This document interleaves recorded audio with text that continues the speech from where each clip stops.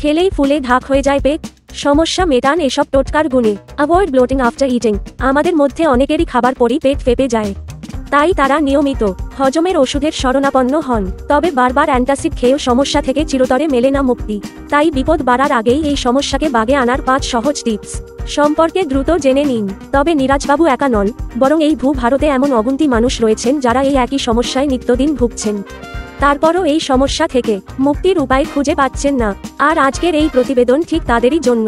তাই আর সময় নষ্ট না করে এই নিবন্ধ থেকেই খাওয়ার পর পেট ফেঁপে যাওয়ার সমস্যাকে কাবু করার সহজ কৌশল জেনে নিন। তারপর আজ থেকেই এসব নিয়ম মেনে চলুন।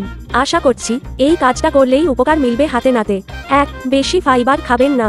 সাধারণত ফাইবার সমৃদ্ধ খাবার খেলে শরীর থাকে সুস্থ সবল, একাধিক অসুখ কাছে ঘেঁষার সুযোগ পায় না। কিন্তু তাই বলে আবার প্রতিদিন এক গাদা ফাইবার সমৃদ্ধ খাবার খাবেন না। এই ভুলটা করলে শরীর ও স্বাস্থ্যের হাল বিগড়ে যাবে, এমনকি ফেঁপে থাকতে পারে পেট। তাই আজ থেকেই বিনস, ডাল, আপেল, পেয়ারা, ওটস, ব্রকলির মতো খাবার কম পরিমাণে খান, তাতেই দ্রুত এই সমস্যা থেকে সেরে উঠতে পারবেন।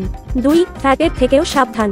শরীরের বিভিন্ন গুরুত্বপূর্ণ কাজে ফ্যাটের প্রয়োজন, তাই প্রতিদিন খাবারের মাধ্যমে কিছুটা পরিমাণে হলেও ফ্যাট গ্রহণ করতে হবে।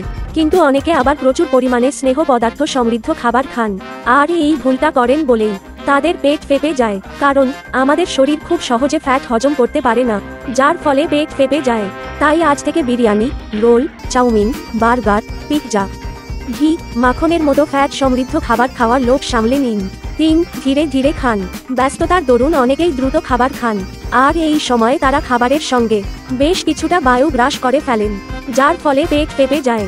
তাই এবার থেকে তাড়াতাড়ি খাওয়ার অভ্যাস ছাড়ুন, তার বদলে ধীরে ধীরে খাবার খান। তবে শুধু খাবার নয়, এর পাশাপাশি জল বা অন্যান্য পানীয় পান করার সময়ও একই নিয়ম মেনে চলতে হবে। এই কাজটা করলেই উপকার পাবেন হাতে নাতে।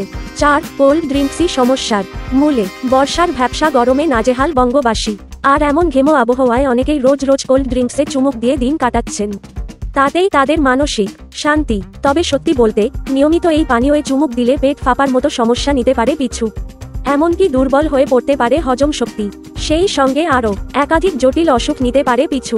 তাই রোজ রোজ কোল্ড ড্রিঙ্কস খাওয়ার ভুল করবেন না, তার বদলে জলের উপর রাখুন ভরসা, তাতেই উপকার পাবেন। 5. খাওয়ার পর হাঁটতে যান। খাওয়ার পরই পেট ফুলে যায়, এক্ষেত্রে সমস্যা সমাধানে মিনিট 10 হেঁটে নিন।